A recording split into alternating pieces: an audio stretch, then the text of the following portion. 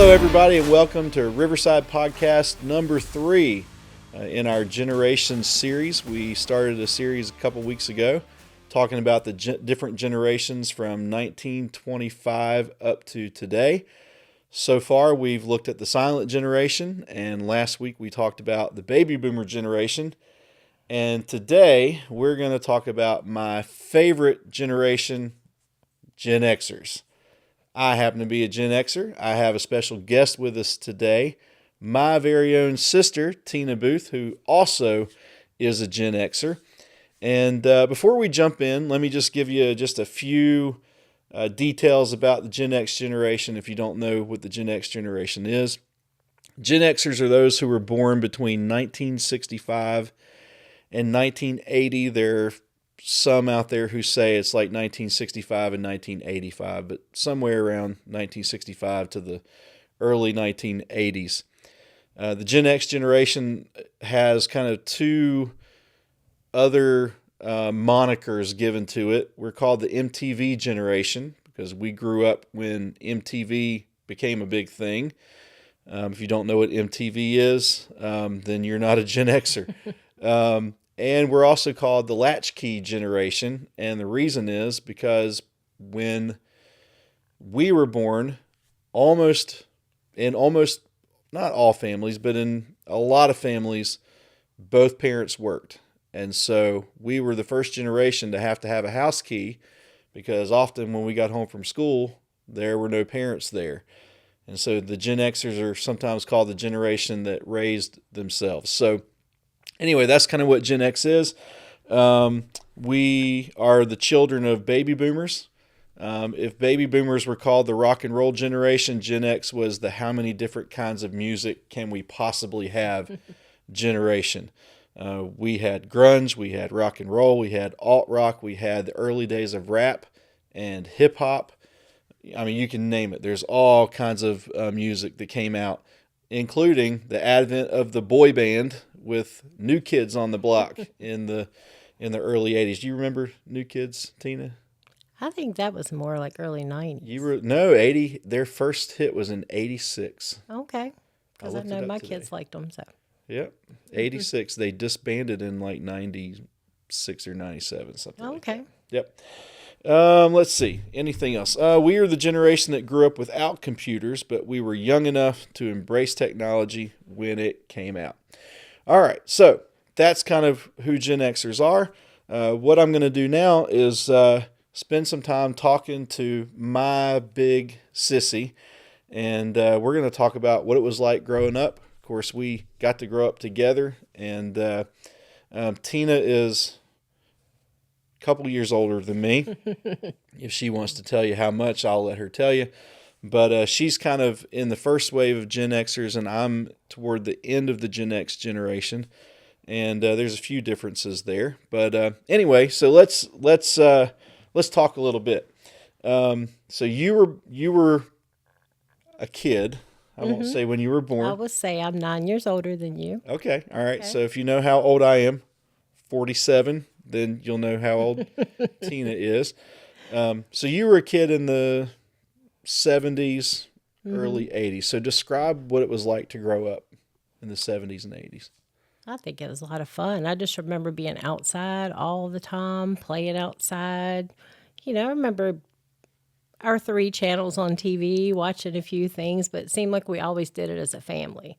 Whenever we watched TV, but mainly just playing out in the yard, just, Mom come looking for us, dinner time, and we'd go back out, you're rolling around in the grass, and just, that's what I remember, is being outside all the time, playing things like Jump the Creek, riding our big wheels all day, riding our bikes, when we were old enough, like maybe going down to the river and playing there, so. I lived on the river. I mean, there's when when you were growing up, Mom didn't actually work, or she worked at home. She babysat most of the time. So for you always had Mom there, but Mom went to work when I think I was 11 or 12. Yeah. She started working outside the home, and so from then on, I was kind of on my own during the day when Mom was at work. And so I was out playing baseball all the time. That's what we did. We met on the baseball diamond almost every day down at Ted Weber Park, and we played baseball. Sometimes we got run off the field because they were, getting ready for games that night, and sometimes we snuck back on and then got in trouble. But we were outside all the time. Even when Mom was home when I was young, when she babysat my friends. Yeah. Rocky Dvorak, my best friend growing up, she babysat him, and we left as soon as he got there, and we stayed gone until lunchtime and came home and ate lunch and then back out. It was a different time. It seemed safer, and we were always in groups, always out playing together, and it was fun. I mean, I remember Mom being home, and I remember when she went to work, and it was a little different then, but I think we had a good foundation, and we were pretty responsible kids. Yeah. Do you remember when we were little and the Parks and Rec had that program in the summer where they had, I guess they were older teenagers that came out and did games and like provided different stuff at the park? Do you remember that? I think so. It might have been more. It probably was more me. Yeah. It was probably actually like kids your age that were leading it, but the Parks and Rec did that. So we showed up at the park, every morning at a certain time and played different games. They gave out prizes. It was great. But yeah, I remember being in 4-H, and they did things like that, and then we could grow our own garden, and then we got awards for growing our own garden. So I remember them coming to the house and seeing some of the things that I grew. Mm-hmm. Speaking of garden, that was a big part of our childhood.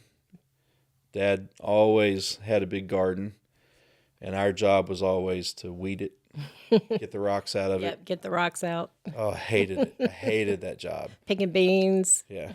I appreciate it now, but I didn't appreciate it back then. I remember sitting on the porch with Mom a lot and snapping beans and helping with grapes or her to make jelly and just learning how to do all that stuff.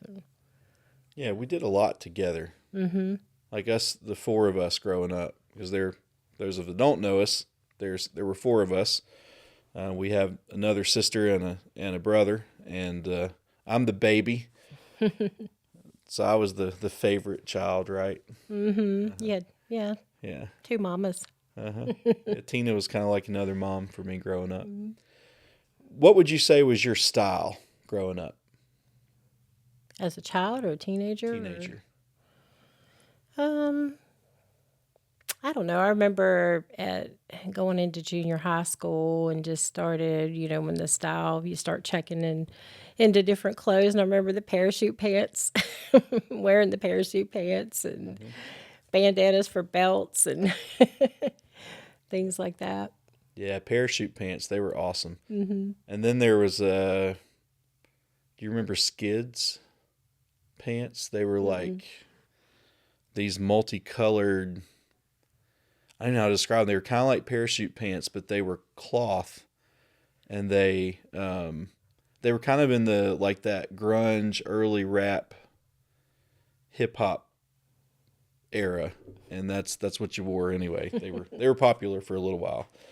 Parachute pants were popular for like 6 months, and then they went out. Yeah.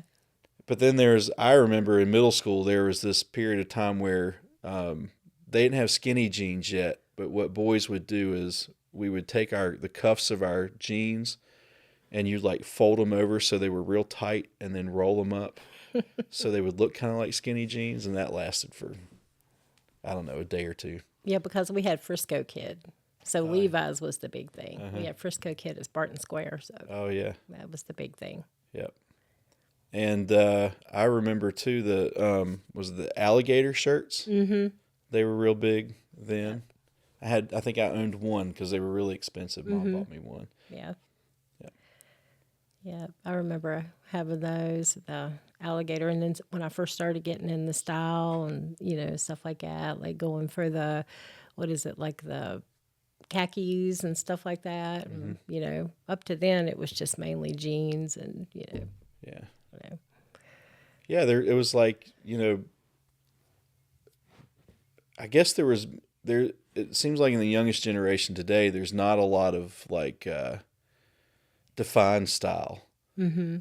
If you look at teenagers today, they wear all kinds of different stuff, but it seemed like there were phases that we would go through where it'd be like just jeans. And then there was the big hair phase. Did you go through the big hair phase? Oh, yeah. You had to tease it up as high as you possibly yeah. could. Uh-huh.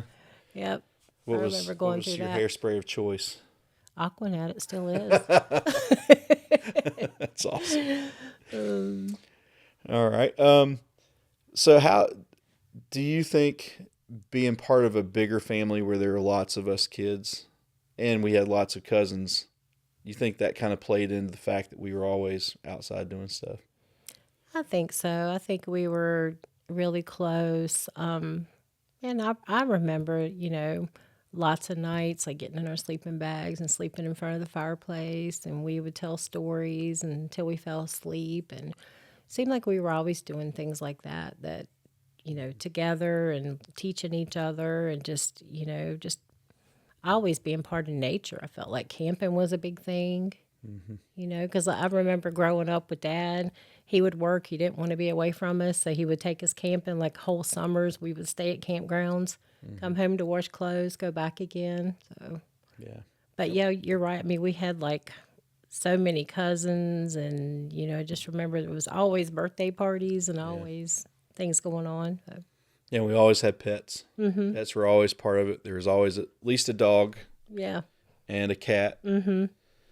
And then it seems like we always had female cats that weren't fixed, and they always had babies, so we're always trying to give the babies away. We were always bringing them home. Please, please. Oh, yeah. Yeah, it's funny. I remember one cat that showed up. The cat showed up, and the first words out of Dad's mouth were, "Do not feed that cat. We are not taking that cat in." And then the very next day, he went and bought cat food. And I think TJ was that cat's name, if I remember correctly. Yeah, we used to go fishing a lot. Yep. Yeah, that was always fun. Yeah, the river, like everything we did, it seemed like growing up was around the river. Jumping off the Eddy Avenue Bridge. Yeah. How stupid remember were that. we? Oh, my goodness. I dove off that bridge into the water. That's how dumb I was. Larry did backflips off of it. Yeah, he was dumber than me. For those of us watching or listening that have no idea how deep that used to be compared to how deep it is now, what was the depth? So Probably not much more. No, I would say now probably right there at the Eddy Avenue Bridge at the deepest part, the water's probably 3.5 to 4 feet deep. It was probably 5.5 to 6 feet deep. So that's how dumb we were. And there was a rock outcropping where if you stepped out off of the bank into the river, there was a rock outcropping where it was only about ankle deep, and you stepped off that rock and it was over your head. So if you jumped off the bridge and you miscalculated by a foot, you would land in shallow water. And so it's amazing that no kids got hurt real bad. We did it all the time. I think being outside made us healthier. We were all in pretty good health. Yeah, the train tracks, running up and down the train tracks, did that a lot. I'd like to put rocks on the train tracks and watch the train go over and crush the rocks. And put a bunch of pennies on there too. Yeah, lots of good times. Just a lot of being outside, but we really were, and this isn't a bad thing about our parents. It was just I guess, trust parents had in us. We were unsupervised most of the time. It was an older sibling watching out for the younger siblings, which could be okay, but also could not be okay. But it was usually a crowd of kids. Yeah. We were usually all together, neighborhood kids, family. It was just a bunch of us. Yeah, you never saw kids by themselves. Yeah. Hardly ever, always in a group. But every now and then you'd see that station wagon coming around looking for us if we were getting close to dark. So Yeah. yeah. Now, interestingly, what I've noticed with my kids is post-COVID, before COVID, they were always on electronics. But post-COVID, my kids kind of got tired of being on that stuff all the time, and they want to be out doing stuff with their friends. And I struggle to let them go out and do things on their own. But we started to loosen that a little bit. They would say not enough. But. Well, I think with mine, they were always outside, but it was usually like, be outside and play or help me clean house. So they usually wanted to be outside, but they were usually right there in the yard all together, so. Yeah, we were, anytime it was Saturday and the ultimatum of, hey, you need to get up and you could stay in the house, but if you stay in the house, you are cleaning and here's your chore list. I was out that door like nobody's business, but it was always, older sisters watching over us and don't go beyond a certain point. Yeah. Speaking of Saturdays, that was the big difference when we were kids. Like you said, we had 3 channels. There was no Cartoon Network. So when you would watch cartoons was Saturday morning. Saturday morning cartoons were the thing growing up. Saturday morning cartoons and WWF wrestling for me as a kid. Hulk Hogan, Andre the Giant, Jimmy the Superfly Snuka, all those great wrestlers back then. That was what we did on Saturday morning. And I'll never forget, of course, we didn't have remote controls either, so we had to actually change the channel. But on Mom and Dad's TV, if you would turn the dial and you could get it to stick between like 2 and 3, it would pick up the USA Network when the USA Network first came out. And USA Network had Great Ape and one other cartoon. I can't remember that if we could get it to stick there, we could watch that cartoon. And you remember, like, if you wanted to watch something like Charlie Brown, you had to catch it that one time a year it came on. You couldn't sit and watch it over and over like kids do now, And so it meant so much. And I remember we would, like the Wizard of Oz or Charlie Brown or anything like that, we would all be there together as a family. Yep. And Dad was usually making us like the ice cream with Sprite or root beer, the floats and stuff. And that was kind of our thing. So. Yeah, do you remember when VCRs came out? Mm-hmm. And you could actually go to a movie store and rent a movie? Yeah, I remember that. I remember when MTV first came out. And so that was kind of neat. Yeah. Yeah, you get charged extra if you didn't rewind your video cassette before you returned it. We had an Atari. That was like a huge thing. Oh, yeah. I'll never forget Mom playing the Atari because it had this, like the controller had a dial on it. And Space Invaders or something, or Asteroid or something was the first game that we had. And Mom's whole body would move back and forth trying to guide the thing. But she loved that game. She played it a lot. Do you remember how old you were when you got your first computer? Well, I went back to college when the kids were all little. Let's see, I would say Dixie was 8 or 9. Seth was probably like 2. So I remember they were in elementary school, and they had to show me how to turn the computer on. I remember being on there, and I was like, this thing's kind of slow, so let me just take some stuff off. Cookies? I don't need cookies. Let's delete all this stuff. And I remember having to go back and get the computer fixed, but the kids kind of had to show me how to use it at first. Yeah. So that would have been, what, 97, 98 probably? Yeah, 98. Yeah. Yep. I remember going with you. I don't know, it probably wasn't the first computer, but I remember going with you and the lady you got it from, because you went and bought it from or some computer at some point, and she had a cat. And I remember that distinctly, going to go get that huge monster computer that, my generation looks at and is like, that's a dinosaur. I remember when I graduated Salem High, they were just getting the computer lab, and they had like 3 huge computers in there. And at that time, it's like, if you're taking computer class, you're a geek, Yeah. So. Yeah, we didn't have computers in middle school with the exception of there was one computer in the library in Andrew Lewis that had Oregon Trail on it and the game Where in the World is Carmen Sandiego. And you could sign up if you got to school early enough before school started, you could sign up to get on the list and play Oregon Trail or play Carmen Sandiego. And I never was able to get on the list to get to play. So I would watch other people play a couple times, but I didn't have a computer until it was probably 98 myself. A friend gave me an old Windows computer, a Windows 3.1 on it. So I think probably the first iteration of Windows. And I played a game on it. But when I was in high school, Salem had just, I guess the computer lab was just really becoming a thing. And I took a class, and the programming language they taught us was Basic A, which was just commands basically. And so you could make like a stick figure walk across the screen if you put the right commands in there. But that was, man, I didn't really have a computer that I really knew how to work until probably 98. And it was probably 99 when I got dial-up computer for the first, or dial-up internet for the first time. Yeah, I remember trying to maneuver school because I took typing class. So I was using a typewriter. So if I messed up, I had to retype all my papers. And our sister, she was the computer whiz. Oh, yeah. She's the one that come and said, well, why don't you use Word? I was like, what's Word? And then when she showed me Word, life was good, for college. So I remember Kitty that's our sister, she had a typewriter.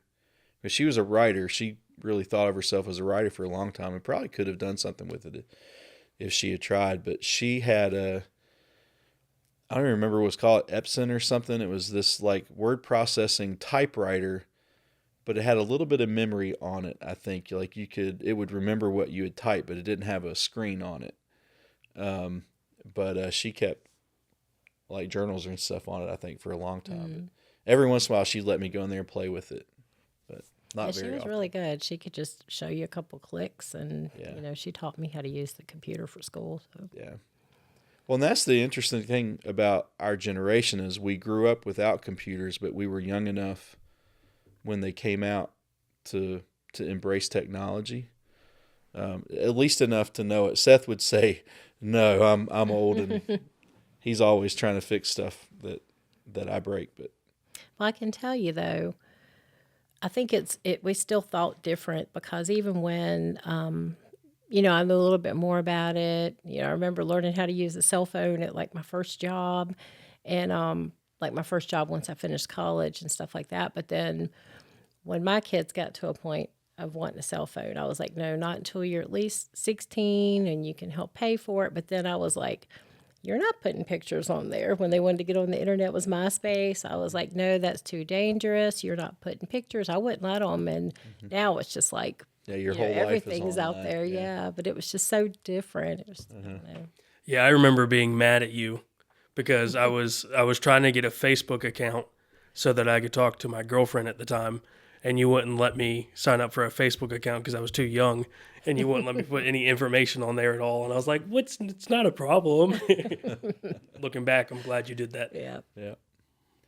What's something else from childhood that's like the thing that you remember the most that's different than today? I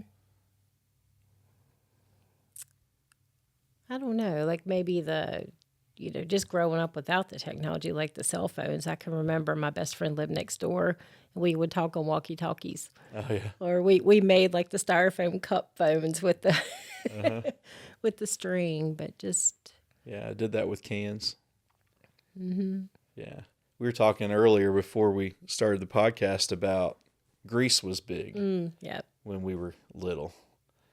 And one of the first... I don't even know where I got it from, but I got a black leather jacket from somewhere. And I would, with my cousin who lived next door, she would come over and we would put the grease record on, and I would wear that black jacket and pretend I was whatever his name is. Oh, yeah, I had my hairbrush, dancing on the bed, singing all the grease songs. It was awesome. Yeah. Good times. Let's be real. You did that all through my childhood, too. Well, probably. Yeah. Well, Seth, do you have any questions? I've got one. Do you feel like your generation is big on nostalgia now? I mean, I think every generation is to a point, but I feel like when Gen Xers talk about their childhood, maybe it's because of the advent of technology and the exponential rise of it, but I feel like there's such a nostalgia kick for that time period. Yeah, I think part of that is because the 80s were, like, when we really grew up, there wasn't a lot going on in the world. There was a lot of peace. I mean, we were in the Cold War, so I mean, I remember doing bomb drills when I was in elementary school, where we'd have to get under the desk in case a nuclear bomb went off or whatever. Mm-hmm. And so you're always afraid of that. That was kind of the movie Red Dawn came out when I was a kid and scared the daylights out of me. But other than that, life was good. The economy was pretty good. You didn't hear a whole lot of bad stuff in the news. And so to me, the 80s and the 50s are a lot alike. Like when you hear the silent generation talk about the 50s and how good the 50s were right after World War II, that's kind of how I feel like the 80s were. Vietnam was over.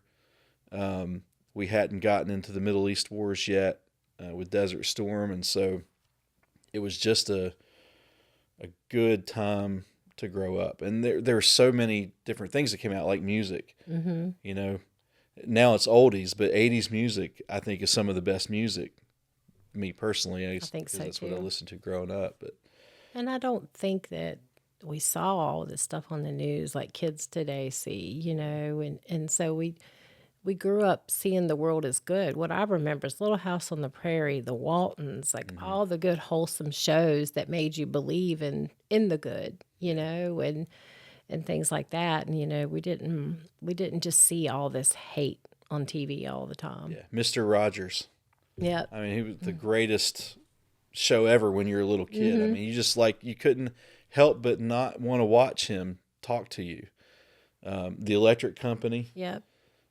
Sesame Sesame Street. Street. Yeah, Yeah. great. All those great shows that were a lot of fun to watch and wholesome. Mm-hmm. Yeah. Even wrestling was, you had good guys and bad guys, and you rooted for the good guys. But yeah. But you talk about nostalgia too. I mean, because I think, like for example, you think about pictures. We had cameras if you took a picture, that was the picture. Now it's like you can keep taking it till you get the one you want. I think it helped you appreciate things more because it just wasn't so easily accessible. It wasn't like you could watch the same cartoon over and over and over. So I just think it was just like you held on to things more. Yeah, life was slow, but not so slow that you couldn't, experience things. Mm-hmm. Because things were moving fast. You had, Steve Jobs was a Gen Xer. No, he's not. He's a baby boomer. Sorry. But you had Apple was big in the 80s, and then, Microsoft came out. So their technology was moving really fast, but it was, I don't know, it just didn't seem like we were so worried about all that. Yeah. And another thing, when you ask me, like what I remember the most that might have been different for us is our grandmother, she had chapel at her house. Mm-hmm. So we grew up like going to church there, and she always had us singing, and things. Yeah. But it was just, I don't know, it was just a different time. And, that was like right up the hill, and it's just, I don't know, and the family was part of that. So. And and that's, I'm glad you said that, because it's a good thing to segue into is faith.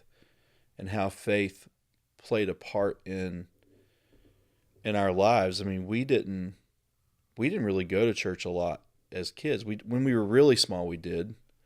But kind of in my elementary school, early middle school years, we didn't go to church, but we had, like, our parents Mom always read Bible stories to us. I mean, I knew all the Bible stories because Mom read them to me almost every night.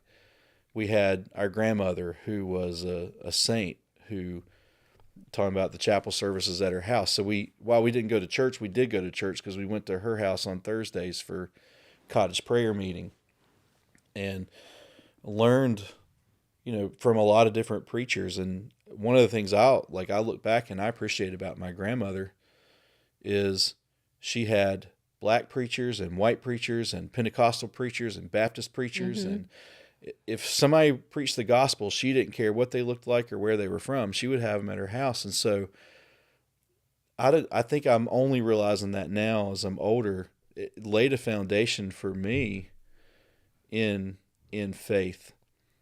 And even, like I said, even though our parents didn't go to church, they were moral people. They had, a good sense of right and wrong. I mean, we had to have an understanding of the gospel and what the gospel meant for us. But I'm thankful that we did have that pretty good foundation. We did. And then we also had, you talk about morals, because I remember when I started school, I had to write a paper why I wanted to become a social worker. Well, I had to write it as part of my application to get accepted.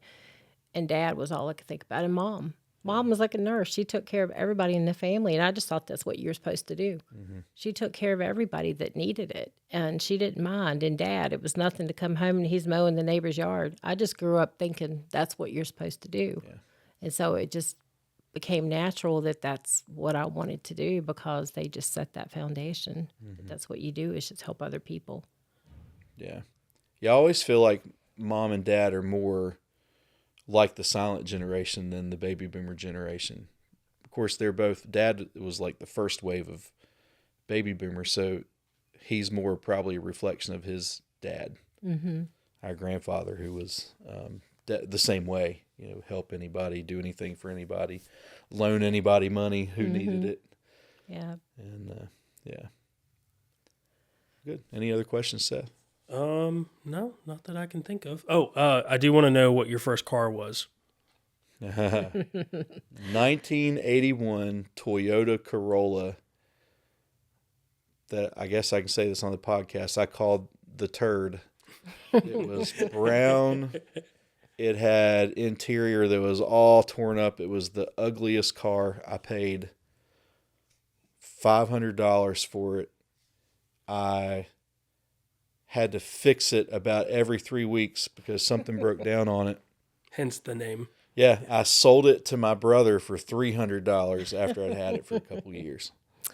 Well, I can tell you mine was a yellow Gremlin with a Gremlin on the side and one orange hubcap. I love that car, though. It was a hatchback. And I think I put stereo speakers in it, like regular stereo speakers, and bought it for $500 and from my aunt for, yeah. And that's one of the things we were talking about. Like, that's a huge difference, I think, between our generation and the generation before. Like, the baby boomers, when they bought cars, they bought these iconic cars that just have this great history. They're classics. Our generation was all about utility. Will it get us where we want to go? And part of that is because cars were starting to get super expensive by the time we were able to buy cars. And so we couldn't afford a new car. So we had to, you couldn't get a loan for 0 interest, or you couldn't get a loan at all. It was really hard to get a loan, actually, when we were, especially for a car. It was. And so we would just go pay cash for the cheapest car we could get, which meant you would change cars. I had that Corolla for maybe 2 years, and then I actually bought a 1982. So I traded up Dodge Challenger that was on its last legs and drove it until it died. But yeah, I had that Gremlin, and I traded in for a white Mustang. It was like a 79 Mustang, though, but it was fun. Yeah. And plus, you think we paid our own insurance. So, we were going to get what was affordable. So, yeah. Yep. Or we thought we paid our own insurance. If Dad was with you like he was with me, I paid him my car insurance for, 2 years. And then when I left home to go to college, he went and pulled an envelope out of the drawer, and every dime I ever paid him for car insurance, he gave back to me in cash. Oh. Yeah. All right. Well, it's been fun. Is there anything any advice? It's a question we've been asking people on this podcast up to this point. Is there any advice you would give to the future generations or the current generation? I would say stay simple, and humble, and just, appreciate the little things, because I think that makes a difference. You appreciate nature. We just have everything right there, when I just think stay simple is what I would say. Yeah, I would say sometimes we need to understand we have to work hard in order to get things we want. And that's something I think people need to hear. Well, great. Well, I've done way more talking on this podcast than any of the others. So I don't. Maybe Seth will. It's your generation, so that's right. It makes sense. Yeah. I want to thank you again for coming on with us today. It's been a great time, and thank you for joining us in this. We've been really blessed and overwhelmed that we've had such great response in these podcasts so far. Keep listening, keep watching. We're going to go some great places with this. Got some great things planned even beyond this generation series. So hope you'll join us, and we look forward to seeing you next time.